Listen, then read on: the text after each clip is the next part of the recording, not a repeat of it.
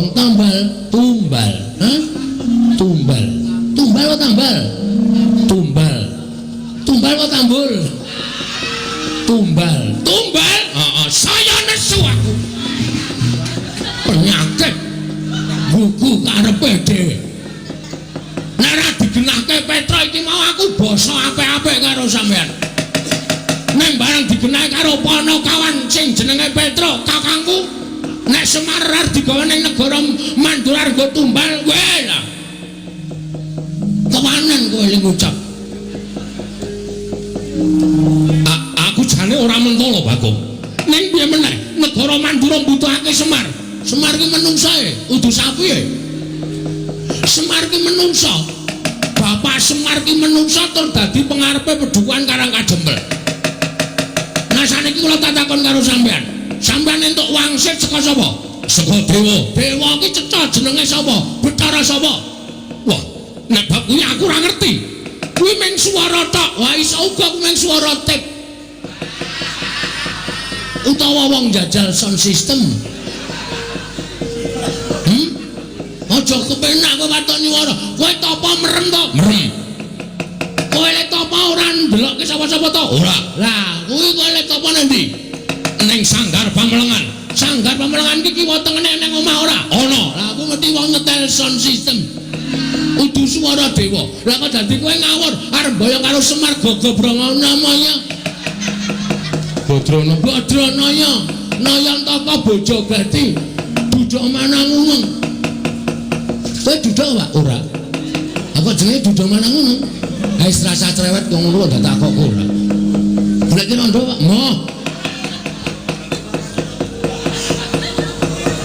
kowe duduk Manangunung golek rondo engko mboro aku wis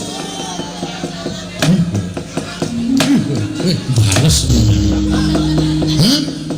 nek Bapak Ardigawa menyang ngendi mau negara Mandura jelas aku ora ikhlas nek tekan negara Mandura Bapak kon ngopo lah sing liyane tumbal ora masalah gawanen Bapak nggo ngene kene ya nggo apa nek Bapak terus digone negara Mandura kok arep dienggo tumbal berarti kan mung dipateni monggo dienggo tumbal ki tegese dipateni ateges aku ora weruh Bapak meneh aku kelangan Bapak terus kowe tenang-tenang ngilangi nyawane Semar terus kawulamu tentrem terus kowe ayem nang kono tanpa memberi sedekah sedikit pun Anda pancen kowe nganggo tumbal Semar tukunen kowe cedes iki Pak nek payu larang kake Pak ora apa-apa ya ya Tre ya Petra setuju kok ora apa-apa nek nyang-nyangane orang tak keke ora apa mati wae malah bener lho Pak mangane kowe ora perkosa to Pak waduh idone Semar aku sing ora trimo aku ora trimo lah aku tekan kene kudu boyong Semar ora iso boyong Semar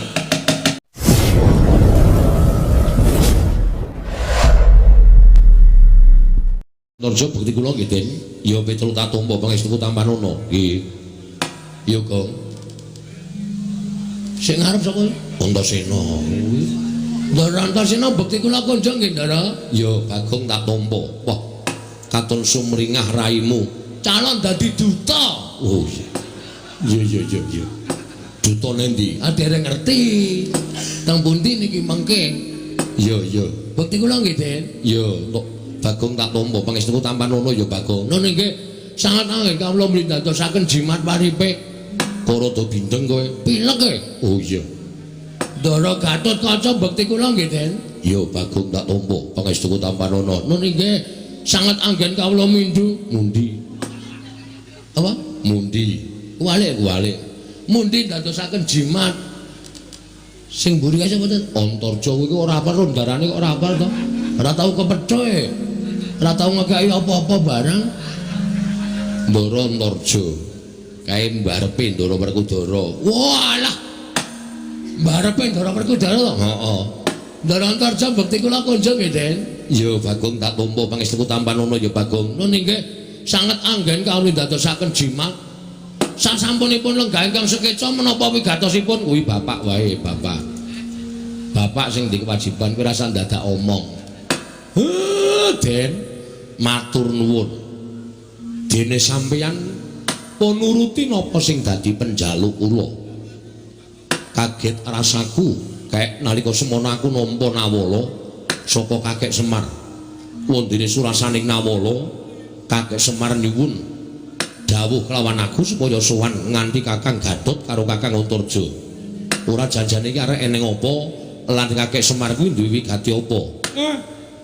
Janjane ming sepele ning kula niku nek mboten atur kali para pepundhen menika. Raos kula kok mboten kepenak. Arep duwe gawe apa?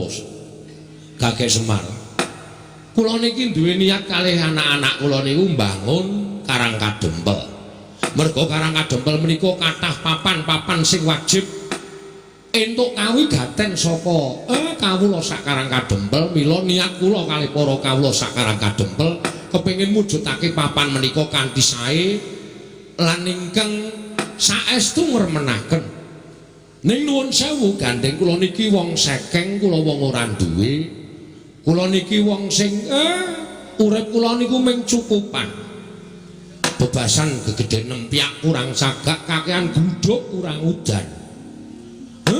Mula kula ngrawuhaken sampeyan-sampeyan iku ingkang wigati mboten ketang kula niku diayeng-ayeng. Diparingi bantuan apa kemawon mboten kok kula ngemis njaluk brana picis mboten. Ning wajibe diarahke utawa digenahke, dipernahke sampun ngantos tumpang sok mangkenipun supados papan menika dados kanthi sae Ndara. Oh, perkara ngono to. Nggih, nggih. Pokoke cekak gampange nyuwun dana. Saking Ndara-ndara Antarja, Ndara Garukaca, Ndara Antasena. Ora ya, Gong. Iku partikel kuwi luwih apik tinimbang dana. Nek dana kuwi ndang entek, ya nek dicake apik, nek kecake ora apik ya bakal entek. Ning iku partikel pikiran kuwi luwih berharga tinimbangane dana Prabeya. Welo. Ora nggo dana ora sah. Danane saka awake dhewe. Awak dhewe kudu wani geteh sikik. Ngono. Kudu wani berdarah-darah sik. Lho. Ana tetembungan berakit-rakit ke hulu, berenang-renang ke tepian. Lho, bersakit-sakit dhisik, bersenang-senang kemudian. Lara apa dilakoni? Engko kepenake dirasake bareng. Nek aku caraku kaya ngono kuwi. Ngono. Ora ana wong mukti, ora ana wong pinter, ora ana wong sugih. Langsung dadakan sugih kuwi ora eneng, mesti budidaya. Mesti berusaha. Biyen yo saka cilik, biyen yo saka sithik dadi akeh, saka cilik dadi gedhe. Ngono. Ora ana wong kok tiba-tiba nampa duit sak gepok terus dadi sugih kuwi ora ana. Upama ana kuwi engko mlarate ya gampang. Ngono ya? Wong kepenak ki nek mak clikrik tekan dhuwur kuwi engko tibane gampang. Nek ora ngrekoso dhisik kuwi engko le medhun ya gampang. Ning nek direwangi ngrekoso, direwangi tapa brata, direwangi ngelih, direwangi prihatin, kuwi upama kelakon penjangkane bakale langgeng kuwi. Wong Jawa kepercayaane ngono kuwi. Ngono ya? Mula awak dhewe kudu wani ngandani Karang Kadempel iki nganggo apa kabisane awake dhewe dipernahke karo ndara-ndara kuwi, mengko nek wis dadi awak dhewe kari ngenyam kepenake. Ngenyam kepenake kuwi ya ora terus kepenak langsung kepenak ora, mboko sithik. Lho, kaya wong dodol kae buka warung ya ora terus laris biuk. Nek terus laris biuk kuwi tegese mesti tangga teparo do ngrasani wis kae ngingu-ingu lan sak piturute. Ning mboko sithik. Nek masakane digawe enak, panganane digawe murah, tur ya ling ladeni kanthi senyum ramah. Ha engko pelanggane akeh terus dadi kepenak. Ngono ya, Tru? Ha iya, kuwi falsafah Jawa ora kena ditinggalke. Kudu diugemi tenan. Oh iya. Ha iya. Ha, milih saking menika, Ndara. Kula suwun sawetawis wekdal sampeyan mang lenggah sawetawis wonten ing Karang Kadempel. Mangke nek kula pun miwiti mbangun Karang Kadempel niki kalih para kawula sak padukuhan. sampeyan sing wong pinter-pinter, sampeyan nom-noman sing pun ngenyam pamulangan, sampeyan sing piyai-piyai luhur, mestine anggene ngulir budi ngasah kadewasan benten kalian piyai utawa tiang-tiang saking padukuhan. Mang pernahke, mang toto, mang dunungke supaya apik tembe mburine Ndara. Ya, yen ming perkara kuwi aku sagu, ora ming perkara mernahke. Yen perlu kowe tak dampingi sarta kowe tak amping-ampingi tak kancani nganti rampung ing pakaryanmu Kyai Semar. Tan samar pamoring sukma sinukmaya winayu ing asepi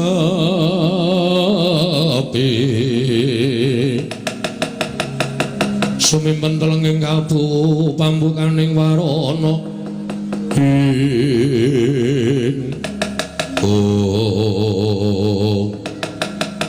dereng ngantos paripurna Balwacana kasaro praptaning nata ing Mandura Prabu Baladewa ing dumraja tanpa larapan. Kyai Semar, aku sing prapta Kakang Semar aja kaget. Sinuwun. Damel kaget raos sing manahipun ing abdipun Semar. Tiang Agung Baladewa. Sami wilujeng rawuhipun den. Yo. Kakang Semar tansah pinanganing kawidadane ing sambi kula praptaku. Adoh saka rubeda. Aku ngaturake pudyasawaku katur ngersaning Kakang Nayantaka. Nggih, kula tampi ndadosaken jimat.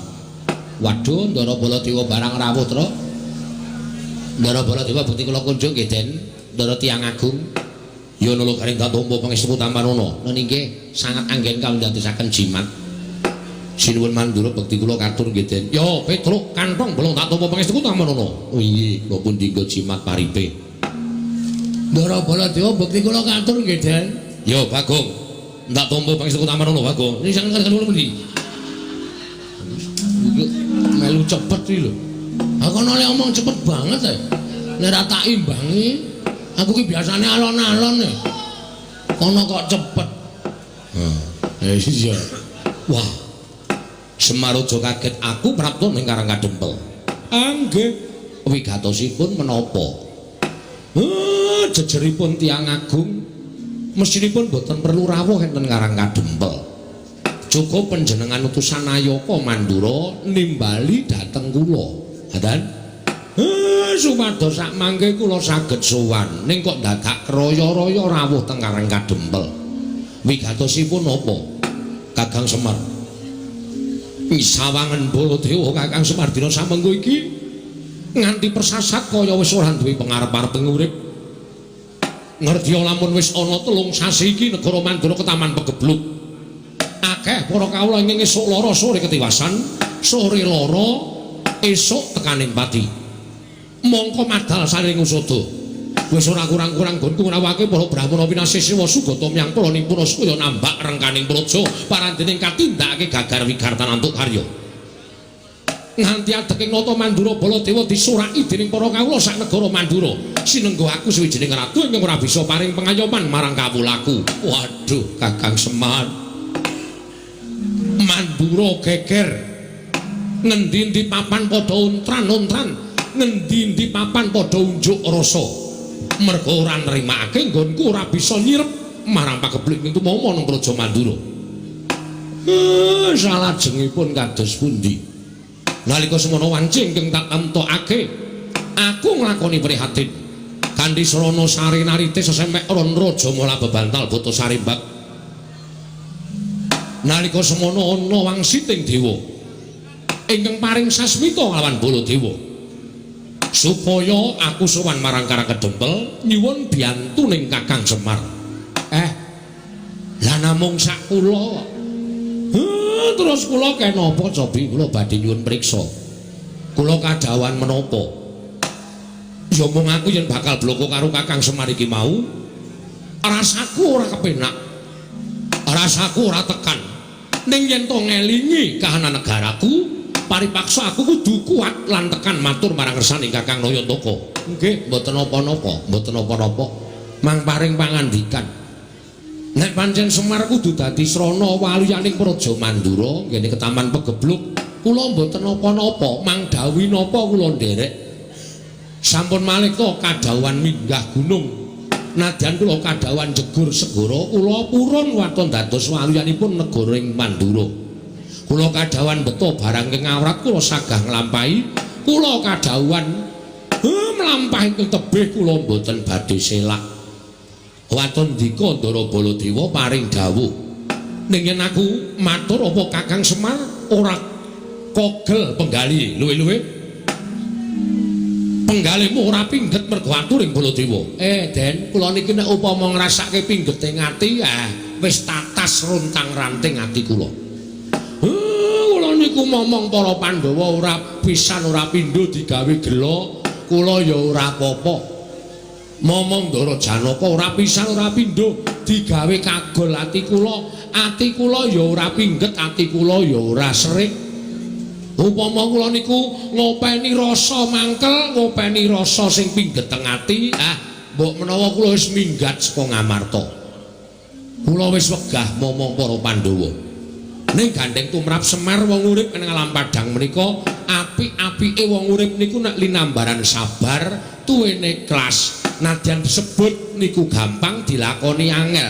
Ning apik-apike wong nek iso nglakoni watak sabar lan ikhlas niku dadi mantasaning menungso, dadi mustikaning titah. Mila monggo kula aturi paring dawuh Semar kapurih napa? Aja lara ati aku tak matur marang Saninggi Ainayantaka. Nggih, mangendika mboten napa-napa. Wanter dawuhing dewa ing tak tampa. Nalika semono metu marganing pasumenan. Sasmita dumeling tan ana ing karna swara ingkang tanpa wujud ngandhakake yen to aku kudu iso mboyong marang Kakang Semar prapteng negara Mandura. Lah kersane nek mung diboyong kowe kula purun mawon, terus sakniki kula memperjelaske mawon. Kersane napa? Napa Semar teng mriku ajeng ken ndongani? Napa Semar teng mriku ajeng ken ngabulke napa? Niku rak cethane dadi kula nggawa uba rampis saka omah menyan dupa lan sak piturute supaya mengke teng mriku mboten pripun-pripun, mboten golek-golek lan sak piturute. Kakang Semar, kula. Wah, rasaku kok ora mentala. Ampun ngoten to. Sampeyan nek mboten mentala ngiklaske patine kawula pirang-pirang saben dina mati, nyawa kawula Mandura. Ming perkara sampeyan mboten mentala sampeyan ngiklaske patine kawula sampeyan. Saya ala, saya elek kanalindran sampeyan, saya mboten prayoga cacating para kawula teng sampeyan dadi nalindra. Kakang Semar, aku mboyong Semar, putrane marang negara Mandura dawuhing dewa.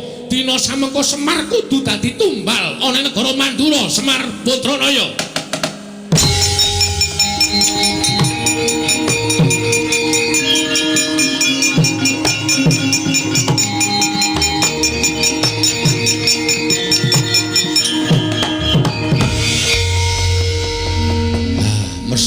Mesti lho. Kowe arep ngopo, Bagong? Kowe arep ngopo? Sik, Pak, meneng wae. Ora sak omong kowe. Ki nek ra sing nanggapi aku ora gayeng iki, Pak. Kuwi sinuwun Mandura, wis ngerti. Aku wis hafal. Iki ya bendaraku, ya pepundenku. Kok cetha banget omongane. Semar, kowe atago ning Mandura, arep tanggo tambal. Bosok kupinge. Apa Gong tambal? Tumbal. Tumbal. Tumbal apa tambal? Tumbal. Tumbal apa tambul? Tumbal. Tumbal? Saya nesu aku. Penyakit gugu karepe dhewe. Nek ra digenahke Petra iki mau aku basa apik-apik karo sampean. Neng barang digenahi karo Panakawan sing jenenge Petra, kakangku. Nek Semar arep digawe ning negara Mandura nggo tumbal, wae lah. Kewanen kowe ling ngucap. Aku jane ora mentala, Bagong.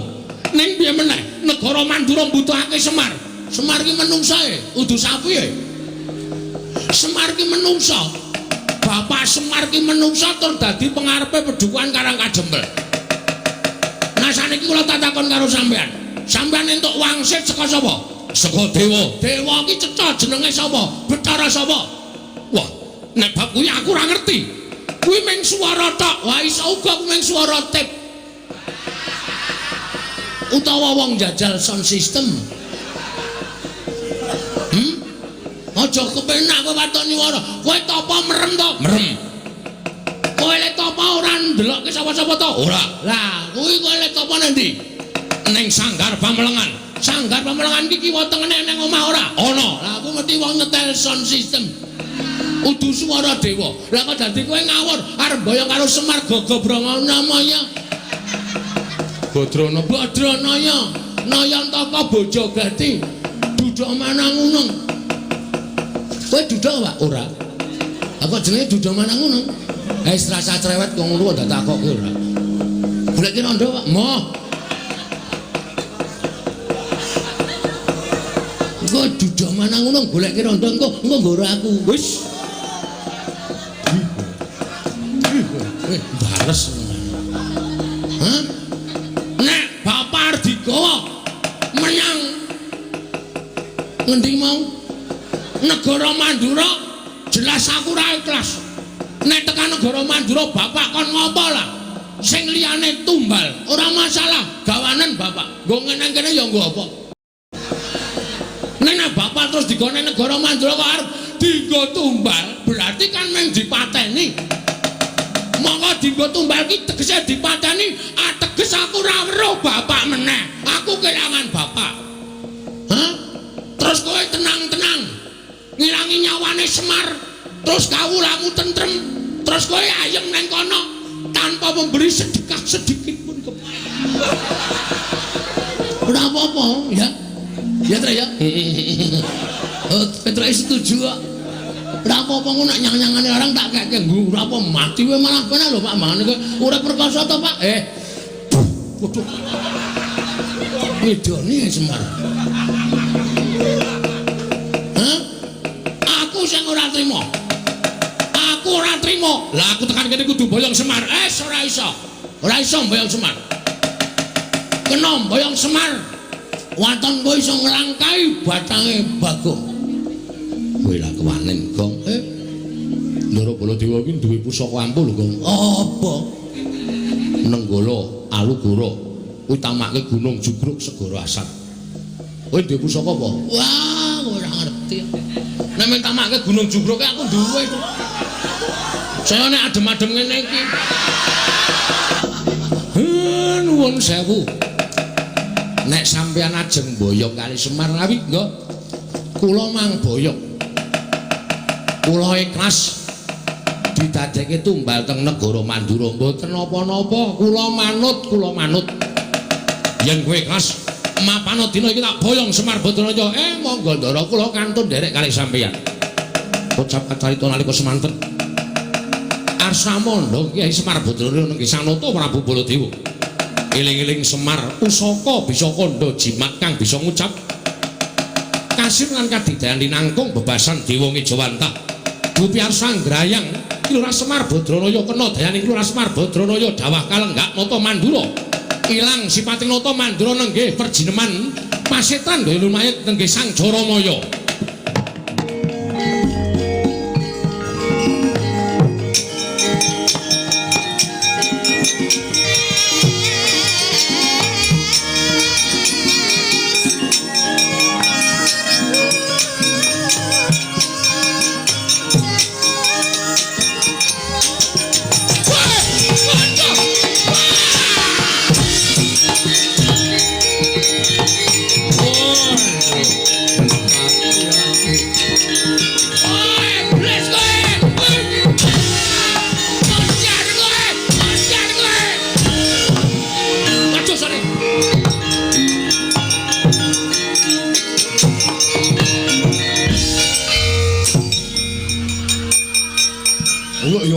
Gong saking mempeng kowe.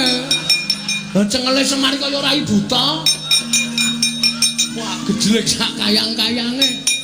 Ngawur ora. Aduh, Kyai Semar kula nyuwun. Kula nyuwun gesang. Oh, sapa ya, Pak? Jaramaya. Wow, Jaramaya. Anak buah sapa iki? Anak buah Betari Durga. Iki kawulane Durga. Wah, sekan rapat. Tak kira nek lemper e. Tak ngono-ngonoke kok. Apa ya nglembreh. Waduh. Piye dagelane bapakku isih payu ta? Alah. Nglembreh tak idak tak kira nek lemper gogrok. Angger tak jokke kok aduh, tak undurke aduh. Lemper kok manak iki. Aduh. Ayo wetenge loro lho kae Gong. Men. Atok gilek-gilek kok ya. Karena rada rapate kok gilek ya. Ha iya. Tak pernah ke. Jaramaya. Inggih Kyai Semar. Ngapa kowe? Namung dipun utus Pandya Betari Durga. Supados saged damel karti sampika pejahipun Kakang Semar inggih Kyai Nayantaka. Durga ya ora leren-leren gone gawe srana patine Semar. Lah saiki durgane nanti. Samenika para perjineman Baju Barat sampun ngramyang ngebaki Karang Kadempel. Wis ngramyang ngebaki Karang Kadempel. Inggih, mila mekaten. Ya kowe minggat to. Omong karo Durga. Nek isih ganggu Karang Kadempel, iki mengko aku sing bakal ngadepi. Nyuwun pamit Kyai Semar.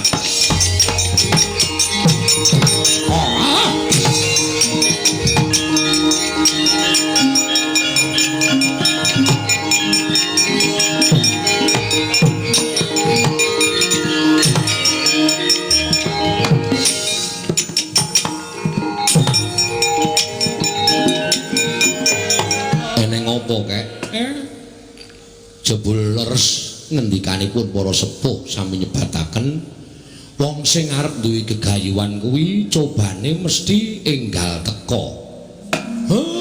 Jebul niki wau sinuwun Mandura ketoke blegere nata Mandura bareng kula sebda lah kok wujud Jaramaya matur nek Durga kali sak wadya balane pun ngramyang teng Karang Kadempel kuwi lah dal.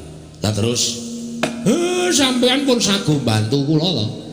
Mula perkara wadya balaning Betari Durga niki kula pasrahke sampeyan kalih anak-anak kula. Kula tak ngrantam sarta kula tak mikir napa sing kula butuhke. Mengke supaya anak-anak kula sing golek. Oh ngono kae. Nggih. Ya nek pancen kaya ngono aku kari manut.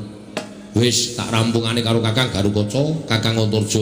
Ning ya aja lali, kakek ya tetep kudu melu ngawat-awati kelawan kandange putra-putra Pandhawa iki kae. Nggih, ampun kuwatir. Kula tansah ngampi-ngampingi kalih sampeyan. Nala Gareng Petruk Bagong, kowe krungu dhewe Karang Kadempel diancam karo balane Betari Durga. Mongko balane Betari Durga kuwi bala sing ora ketok, sing do ngati-ati. Mungsuhmu bangsaning jin setan priprayangan sing watake angkara budi candala. Kawula padha dikon supaya tata-tata samapta ing gati sawiga ing diri. Nala Gareng mubenga pedukuhan kabeh lawange kon nginep dhuwure kon menehi janur. Kanthi carana kaya mengkono ora bakal di leboni karo bangsaning Betari Durga. Petruk karo Bagong ngulakana ndaramu nek ana apa-apa matur aku. Oh nggih Pak. Nggih pangestaken dawuh. Wis pepanggihan padukuhan iki dibubarake dhisik. Aku tak ketemu karo mbokmu. Tak jake itung-itung babakan garap kahanan Karang Kadempel. Oh nggih ngestaken dawuh. Karawitan Karang Kadempel kon ngiringi Bapak Semar. Oh nggih Pak. Wah jan. Kaya gendinge napa Pak? Gugur gunung. Ora wangun. Paling ora ya ladrang apa ketawang. Kuwi sing apik. Kuwi Tangerang. Ketawang kok Tangerang ora. Apa manut aku kuwi ora ngerti gel. Aku ki isane ming pangkur. Aku isane ming pangkur nek liyane Petruk kuwi sing menguasai. Nggih. Santi mulya mawon, Pak. Ah, kuwi cocok kuwi. Santi kuwi aku cocok. Kuwi awak. Iya, Petruk nggih. Mriko maju melih. Lho. Kok malah dawuh. Aku lho pasrah karo sampean. Adiku Garukaca durung manggang karya. Wah, dari marang ngaso ning antariksa kene. Nek ora tak celuk tuman wae. Kakangane ro adine wis nyambut gawe, sampeyan teng pundi?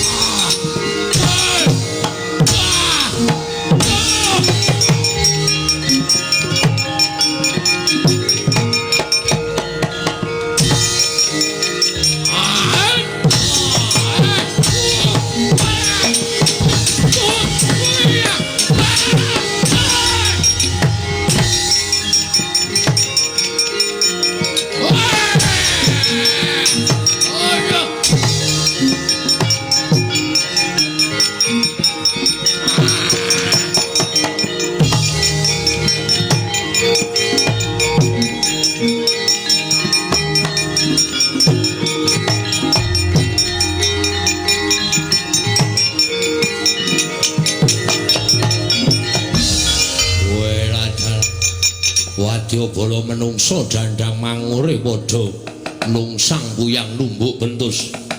Ora kok padha kalah piye kae? Padha kalah piye kae? Ora padha kalah piye kae?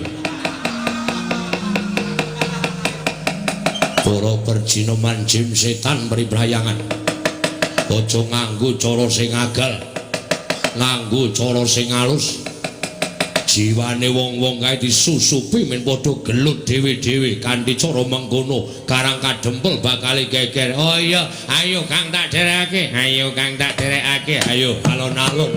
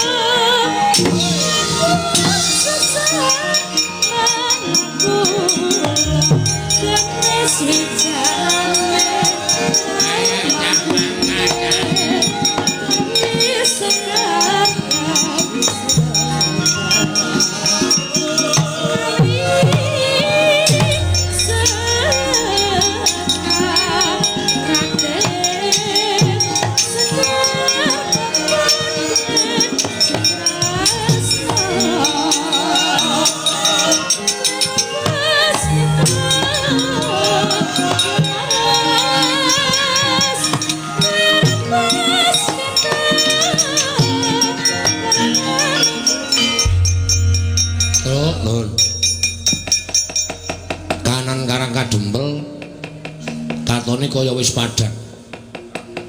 Iki wis tentrem kahanane mengkari bapakmu bakal miwiti bangun Karang Kadempel. Nggih.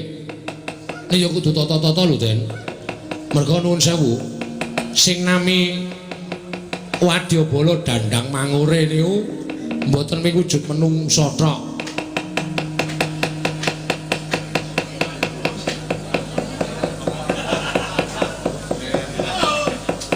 Sing jeneng Wadyabala dandang mangure niku mboten wujud menungsa tok. Ana demit, ana ula, ana kewan. Niku nek mboten prayitna ngati-ati ngrekoso sampean. Mula kudu sing prayitna ngati-ati. Iya. Bener kandhane Petruk Dimas. Iya, mula Kang saka kuwi aja nganggo netra lair tok, Kang, ning netra batin. Mergo aku ngerti Petruk bener apa omongane nek Wadyabala dandang mangure iki dumati saka pirang-pirang perjineman yono, jim yono, berkasaan yono, setan yono. Mula kudu sing prayitna ngati-ati lho Kang. Tan samar pamoring sukma sunukmaya winah ya ing asepi. Sumimpen telenging kabu.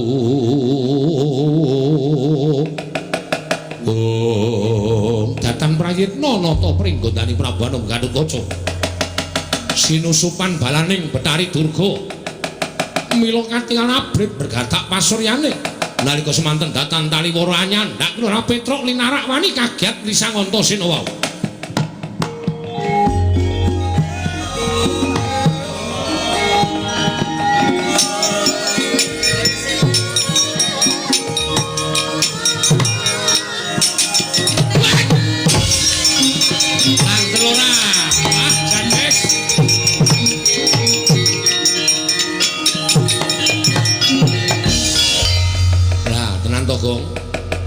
Aku ora wis omong to.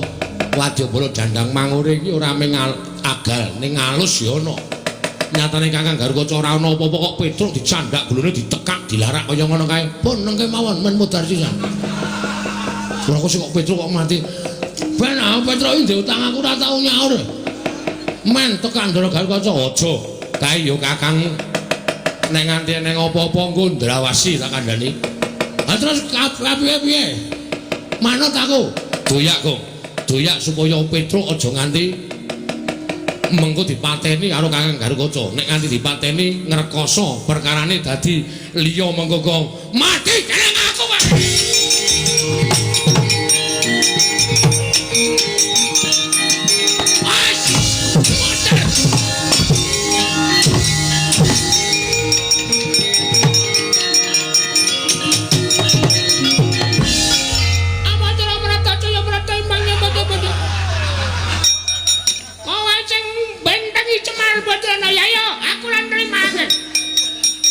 Cah iki Kang Selupan cah iki. Kok dadi suarane cilik kaya ngono. Apa Jlamrata? Imbang yen bocah-bocah. Oh, ora lunga saka jiwane Bagong aja lakon dosa mungsuh makul kare.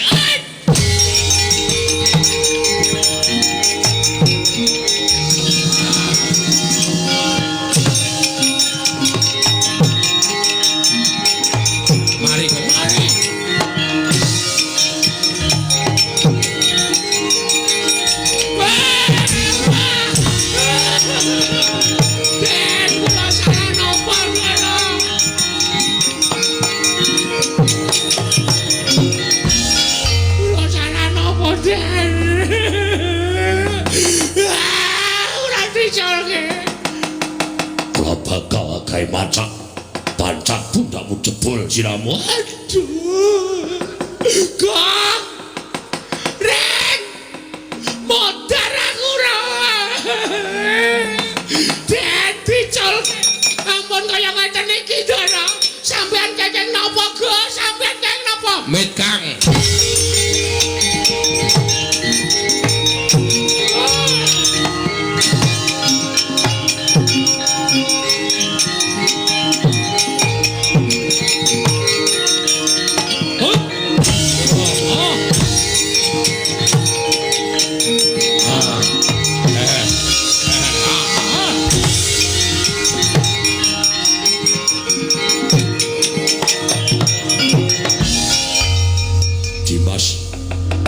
apa Kakang ora prayitna. Aku wis omong to nek balane Brayu Durga iki ora mung agalan tok ning alus ya ana. Sajahe Kakang disusupi karo balane Durga kowe nekak Petruk. Petruk. Mbah. Petruk aku ora ngerti apa-apa. Ora ngerti apa-apa kok cecok. Lagi teko kok cek gulune ditekak dilarak. Kalau mencinge pindah. Aku njaluk ngapura. Wis lho rasa dadak. Iki Kakang Garukaca mau diangslupi. Lho, sing angslupi sapa? Balane Betari Durga. Oh, niki pun sadar derek. Wis. Bagong mau ya heeh. Nggih napa? Heeh. Nek ora tak tulungi Bagong mau ngamuk ora karu-karuan. Mripate abang. Ha iki mati derek. Tak jar gasmu lho. Wong ngapain? jare Kang Supan, wis mau ya nyok. Antil sisan. Jarene Kang Supan kok jarene. Wis mari kok ya kok. Wis mari ya. Tak kira nek isih Kang Supan. Iki bebayani lho Truk. Nggih. Kowe mlayu ning omah kono. Terus takon karo bapakmu njaluk donga nggo ngusir demit. Nek nganti engko demit ora do diusir, karang kadember ra tentrem.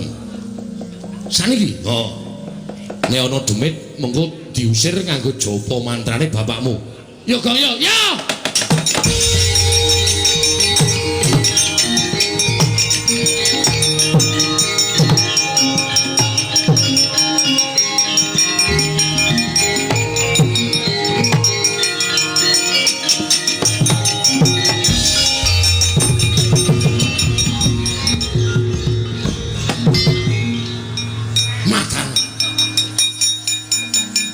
Bedane mlayu banter banget. Aku sing nyurung saka mburi kok banter banget. Ana wong tuwa tenguk lincak nganti gegeblak. Nyun ngapura, Pak. Piye Truk? Ndara Antasena wis iso nyingkirke Wadyabala Dandamangore sing wujud menungso. Sing waune kathah sanget musuh Antasena diajar kabeh. Wah, bubar mawut. Terus ning niki sing tekan Karang Kadempel ora ming wadya menungso, Pak. Ning Wadyabala jim setan priprayangan. Ndara Garukaca ya Kang Supan, Bagong ya Kang Supan. Niki kula diutus kalih Ndara Antasena ken sowan Bapak. Heeh. Ken nyuwun donga ngusir demit, ngusir setan supaya kahanane tentrem. Aku ki nek ngusir demit ming tembunge Teguh Yuwana slamet saka kersaning Gusti.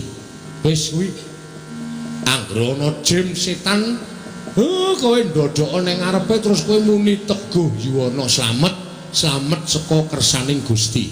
Wis ana maka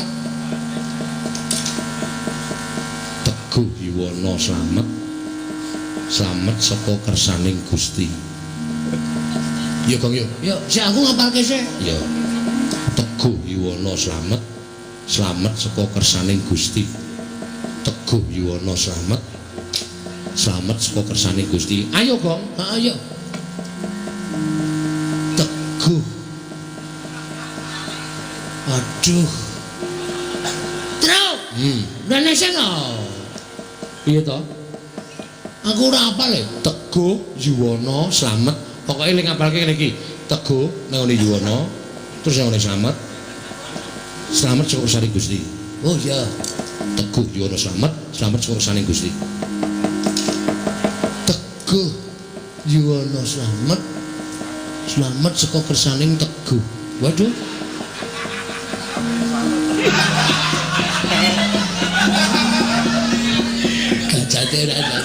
Kajate ora dadi. Kowe ngapa ya kalau menjenge munggah medeni? Ora aku haus. Haus yo ngapa ora? Kajate ora dadi.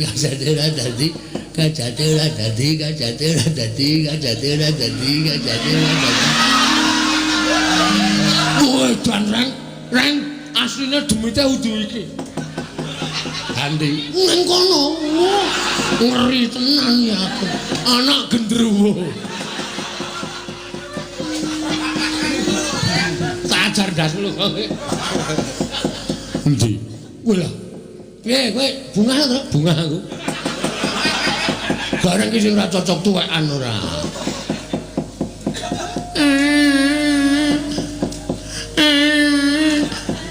Gong. Saki ya, Gong.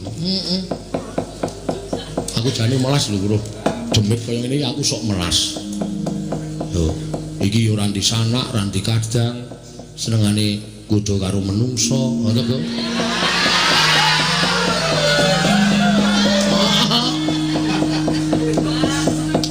Apa ya kowe mentolo? Iki ijen kan Purwang lho, Gong.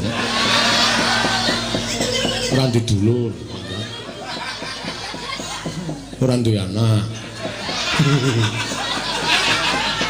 Kowe madhep rono kok iso pas. Wis ora kurang jaman nom-nom aku piye.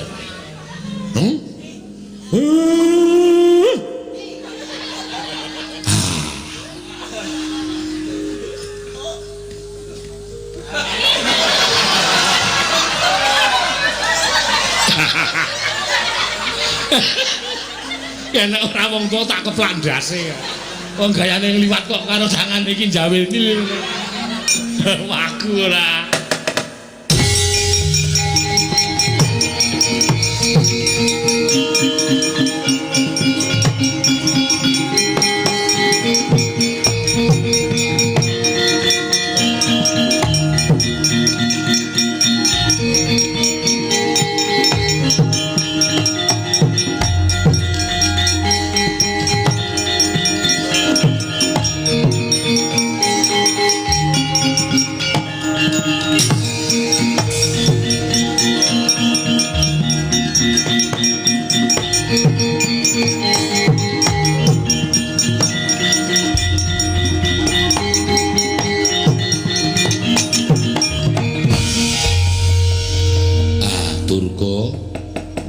Dawuh Kyai. Ora. Janjane ngopo to? Kowe iki wis cinadang dadi dewaning panggoda pangrencana. Ya bener kowe iki mesti duwe pakaryan ganggiri godha marang titah. Ingkang wis bener lempeng lakune kudu mbok enggokake. Tur kowe mbawahi sangganing para berkasaan kowe iki duwe wadyabala jim setan. Nek golek pangan ya golek pangan sing pernah, aja kok ganggu gawe karo katentremane menungso sing padha urip ning jana loka. Elinga yen to saperangan wadyabalamu kuwi uripe pancen sih sinian antaraning menungso lan bangsaning jin. Ning aja sok ganggu gawe karo menungso. Wis cinadang dening panguwasaning Gusti. Jim setan kuwi duwe pangan dhewe-dhewe, menungso ya duwe pangan dhewe-dhewe. Ora kena suk-sukan rasane. Aja nganti kowe ora arik marang kamardikaning menungso. Namung kepengin madosaken tedha baju barat ingkang dipun arah piyipun Kyai Semar Badranaya. Lah apa kira-kira kuwi do tedas mangan dagingku apa piye? Apa kira-kira do seger ngombe getihku? Nek kira-kira baju baratmu ki do seger ngombe getihku, wareg mangan dagingku. Aku ikhlas. Ning kosok baline nek do mendem, nek do modar ngombe getih karo mangan dagingku, aja mbok luputke Semar. Ketoke pancen aku kuwi, pancen kepenak nek diangkah dadi panganing baju barat. Ning kowe ora ngerti. Malah wong kaya Semar iki sing janjane daginge ora enak, getihe ora seger tumraping para berkasaan. Golek pangan sing apik-apik, aja ndudul kamurkaning Semar. Nek nganti aku engko muring aku nesu, tak kumbala geni dadi apa kowe sak wadyabalamu. Nyuwun pamit Kyai Semar, nyuwun pamit.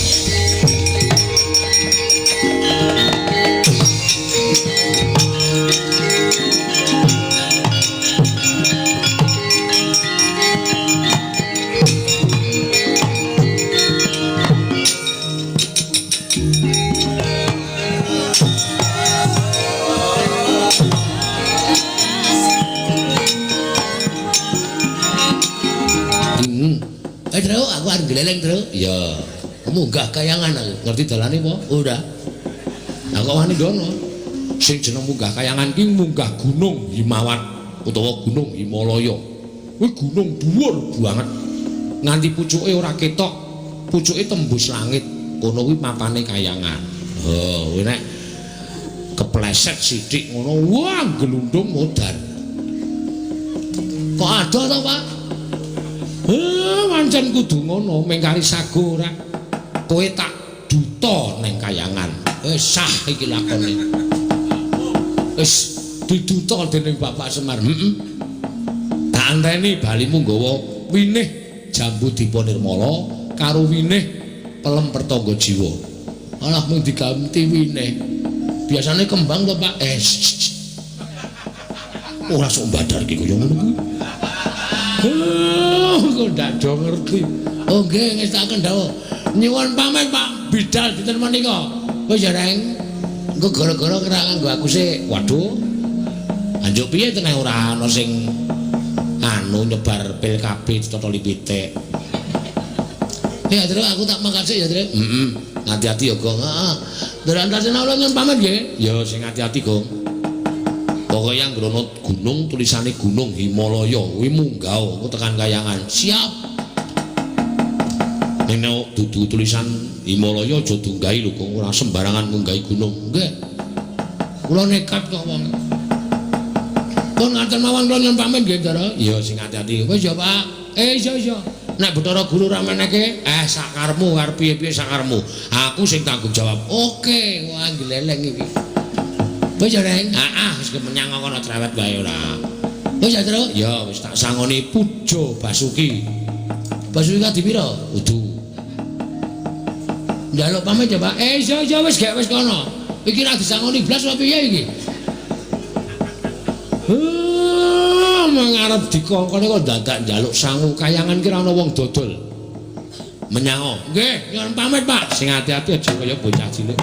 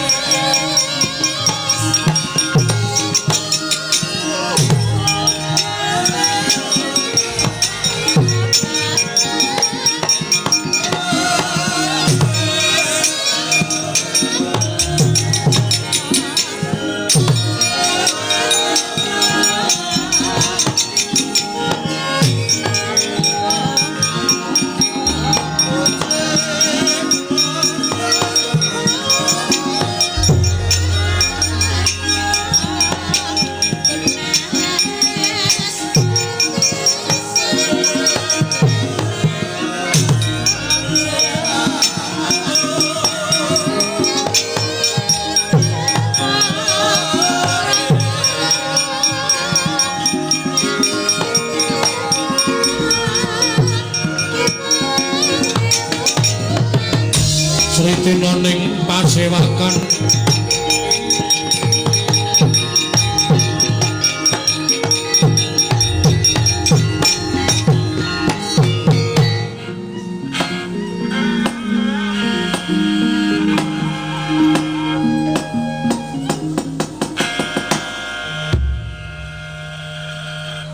Om Mastu Nomo Sidam Skaring Bawana Langgeng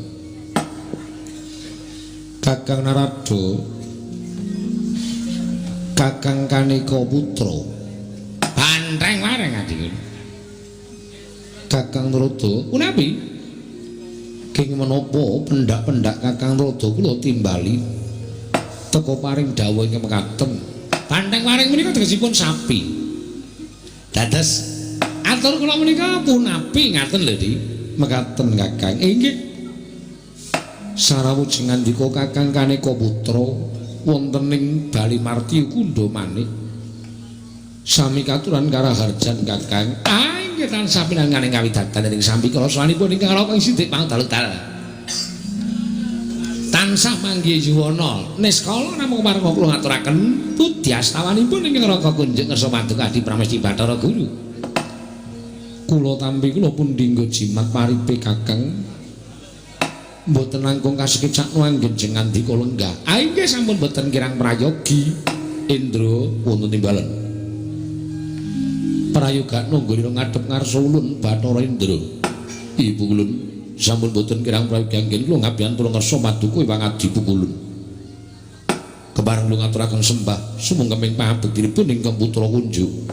Iya Bathara Indra luntompa karya bombong tias ulun. Ora liwat pangestu lun tumrapa marang jeneng para kula Bathara Indra kula mendinggo jimat paripe ndayan ing kasantosan Kakang Resi menapa to darunanipun dene wonten hawa panas ingkang sumundul wonten ing Awiyat akarya goreh oronging para Jawata miwah para widodara-widodari menawi Kakang Narada mangertos menika saking dayanipun menapa Kakang perkencang lari dayang pak pong Bu bolong kali codhe sapa sing gawe? Kekilapan menapa di Prabu di Bathara Guru menika dados dewaning para dewa nalindraning para Jawata teken dadak dangu dhateng neraka ing sithik pangudal-udal.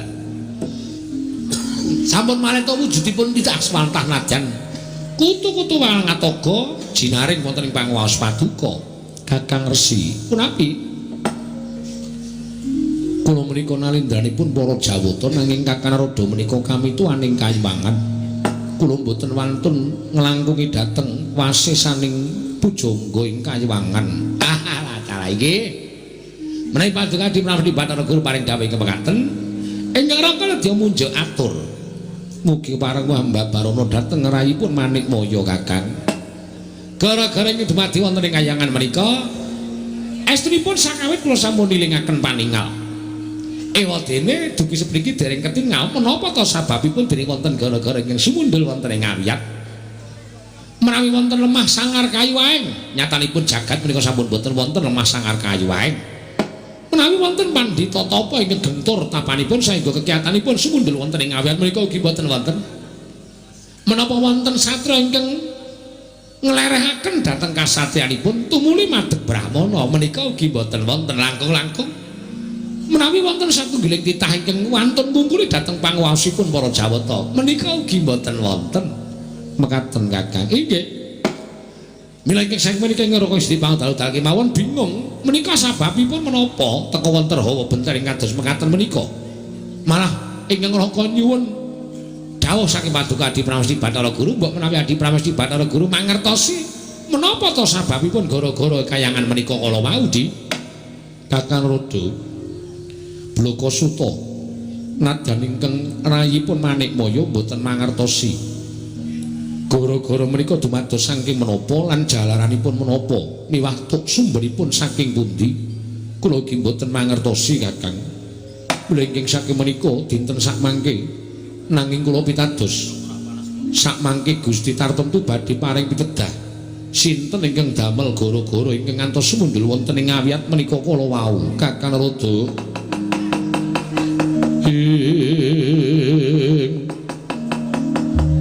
Pandhita kang kirane wangsit pindha kombang ngajaping tawang susuh angin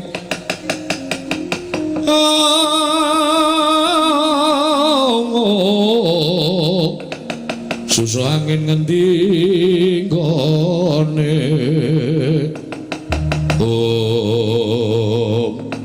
kumarenggeng pirembaganipun para Jawata madaning Bali Mardi Kundha Manik nalika semanten Iwang Pikulun Manikmaya miwah Iwang Pikulun Narada sami-sami datar mangertosi apa to kang dadi darunane dene wonten hawa benter ingkang sumundul wonten ing antariksa. Dados sakuling mangke ala ing para Jawata ingkang samyang ganteng sibo lamun ana titah ingkang wantun minggah wonten ing kayuwangan. Datan sane kejawi namung ki ora Bagong wantun mancak ponco niti minggah Bali Mardi Kundha Manik akarya kaget kang samya mulat. Kakang Rada punapi samenika sampun kepanggih menapa to ingkang dados darunanipun dene kayuwangan sumuk kados mekaten. Dalam mbok menawi menika ingkang dados sababipun teka wonten mitamu jangkara ingkang minggah wonten ing kayuwangan monggo kanthi badan wadak monggo kesangren kula tingali menika rak mboten sanes menika rakyat majanipun Kakang Ismaya ingkang ragil nggih menika pun Bagong. Dalah ing atase derajate ngaceplik wae kok munggah ning kayangan ki wigatine apa? Aduh. Kakang Rada lenggah ingkang langkung prayogi. Inggih, kula badhe ndangu kaliyan pun Bagong. Kula semanggahaken ndi? Panakawan Bagong. Padha Rarja sapraptanira, Panakawan Bagong. Nunamit pasang kaliman tabut nebina ing ladene dumawahing tawang tuwang pukulun. Linepana ing tulak manuk. Kula ingkang ngabdipun Bagong atmajanipun Bapak Semar ingkang sowan ngabiyantara ngersa paduka pukulun. Iya. Riwe nganti kaya klapa dineres unjaling huswa nganti ora isa tinata Bagong. Nggih menek dhuwur tenan iki wau. Gunung Himalaya niku pancen dudu sebayune gunung. nganti pucuke ketutup mega jebul sak nduring Gunung Himalaya niku wonten papan sing keladuk endah, keladuk.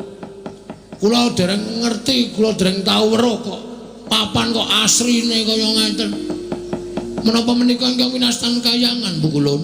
Iya, iki kayangan Bagong. Aduh, Bu Kulun. Bejo kemayangan sinung ora kangelan.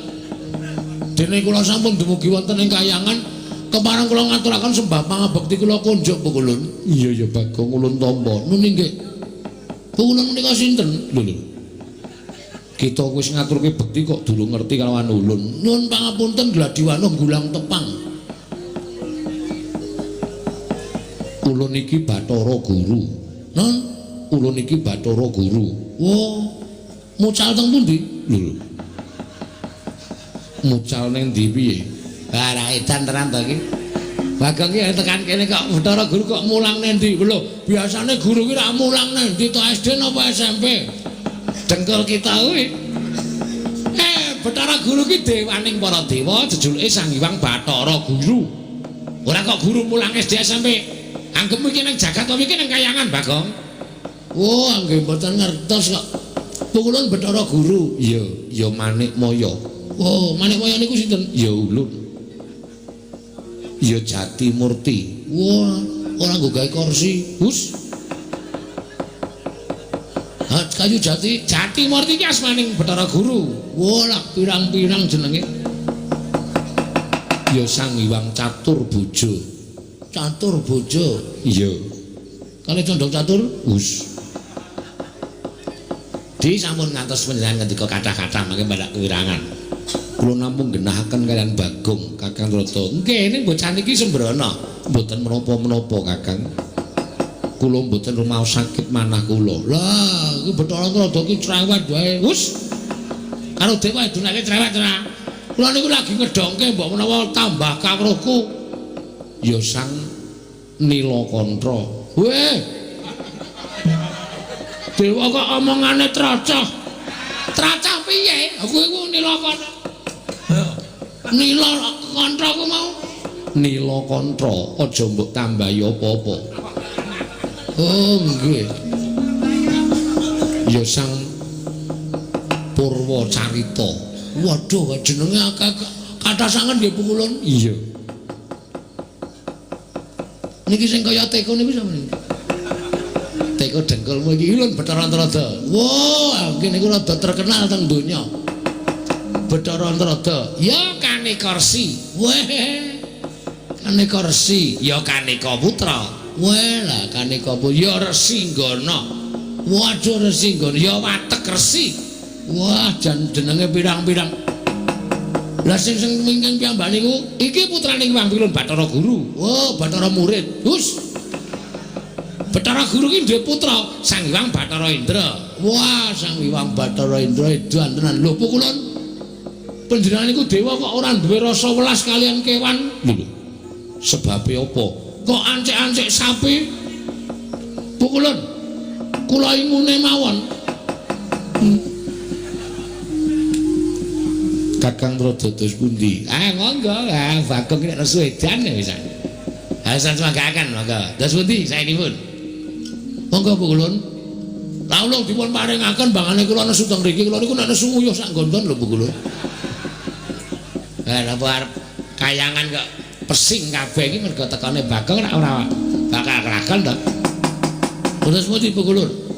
Napa dipun paringaken napa mboten? Nek mboten kula nesu tenan iki wis dinahi pelilah karo bapak. Ngono aku ana apa-apa, Pak? Aku sing tanggung jawab. Semar ngendika wonten niku. Dadi kula nek dikongkon bapak niku kula ora wedi karo sapa-sapa. Kula kula lajeng maringaken napa mboten? Nek mboten niku tenan kula wis ora nganggo petung-petungan apa-apa. Dewa sementen iki ajeng kula adepi kabeh. Kula mboten wedi.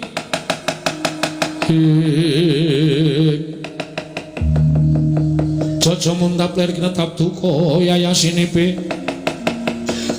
Netra kocak mundarandir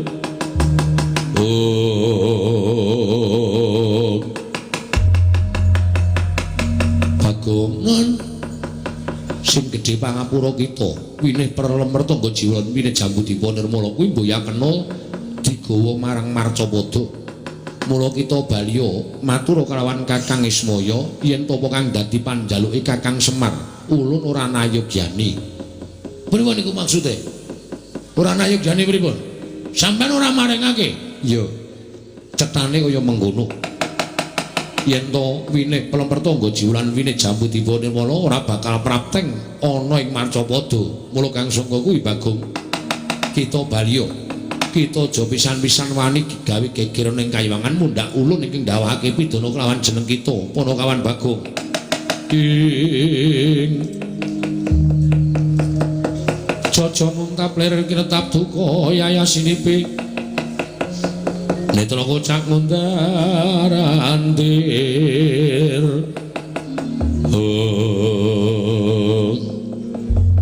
Koperdamse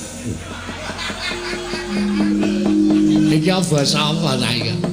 Iki londo nesu ngene iki. Dadi aja dipenging. Kula wis matur lho kula. Nek sampeyan wani nggondheli winih Pelem Gadung ora ta ya. Anu winih Pelempertangga Jiwa kalau winih Jambudipun Nirmala. Bagong iso nek kono Sunteng Kayangan. Monggo kula wis kebacut sago karo bapane nganti kula bali ora entuk gawe. Wirang bebarang. Mau ditaruh mana muka Bagong? Nek nganti aku bali ora gawa Pelempertangga Jiwa Jambudipun Nirmala. Ming wineh lho pukulun ming rong wineh mawon kula betane wangsul sampeyan ampun pelit-pelit. Dadi dewa kok pelit. Ming dijaluki titahe kok ora entuk wong sing jaluki kakangne dhewe. Hah? Kakang Rodo, ais monggo kula mboten melu-melu. Kula mboten tumut-tumut, melu-melu agajune tenan. Awas ngene iki tenan aku ora apa-apa tak pangan kabeh. Anggere muni nesu nganten iki kula nyemerangi lho kulun. Tenan kula mboten baik-baik. Nek sampean mboten maringake Pelempertangga Jiwa Jambudipun Nirmala wujude winih, aja takon dosa. Bagong ngamuk teng mriki obrak-abrik Kayangan Suralaya leganing ati.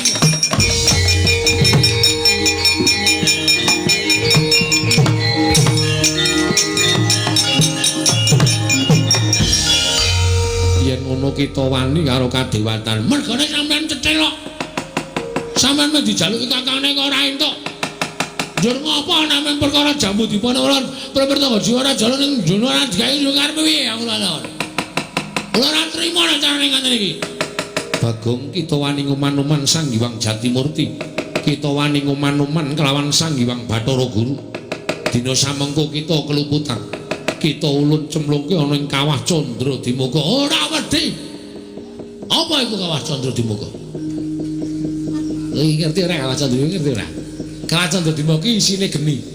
Nggo ngobong wong sing dosa-dosa kuwi. Oh ya wis ra sida. Ora ngerti aku tak kira nek kolam renang. Kolam renang ya pinter nglangi padake. Kita bali apa ora? Ora, mboten ajeng wangsul. Yen kita ora gelem bali bakal ulun patrapi pidana. Napa pidana sampean? Kula tampa. Nek pidana sampean ora temomo nang Bagong kosok baline. Sampean sing kula pidana. Guntur geni guntur angin sirnakno Panakawan Bagong.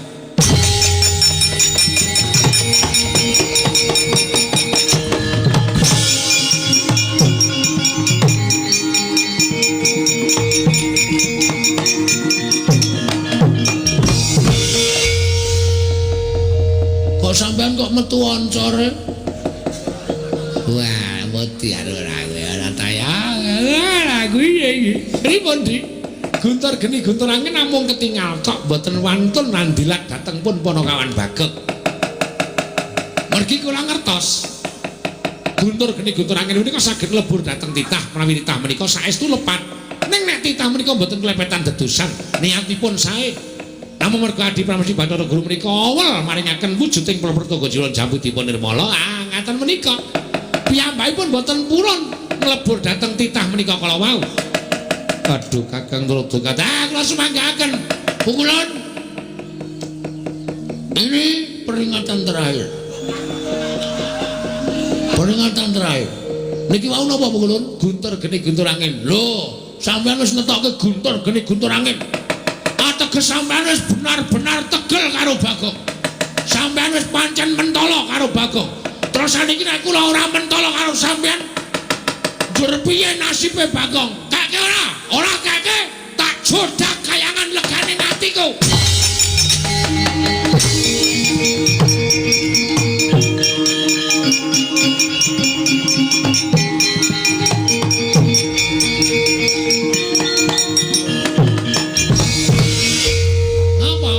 Guru Melayu kok kowe malah nang kene. Bathara Guru mabur. Kula ora iso mabur. Ah terus Bathara Antarada ora iso gawe Bagong mabur. Sepatune tak wae. Wus. Ukuran piro kuwi? Iki papat loro. Wah. Narada kok sikile jebebeh. Agi aku mung 36 kok. Kowe papat loro. Wah, wis kono gek mangkat minggat ana ngomong wae ra. Wis gawe aku ki bingung musuh kowe. Iki carane mabur kepiye? Angger kowe iki terus mangesti atimu kowe iki jejak Pratala. Del mesti munggah kawiyat. Oh, siap.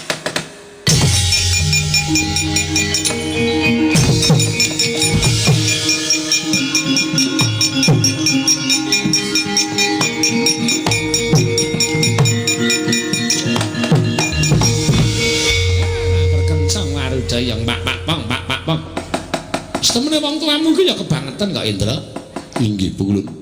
Lah ing atase Kakang Semar ki mung njaluk winih Plempertangga Jiwa karo Jambu Dipanirmala. Lah ora dikeparengake mongko mung wujuding winih. Kayangan ayo pirang-pirang. Ah, lah mesti gawe dak ning pasulayan wis ben. Mbah, mengko piye dadine? Ulun ora kepengin ngerti. Inggih.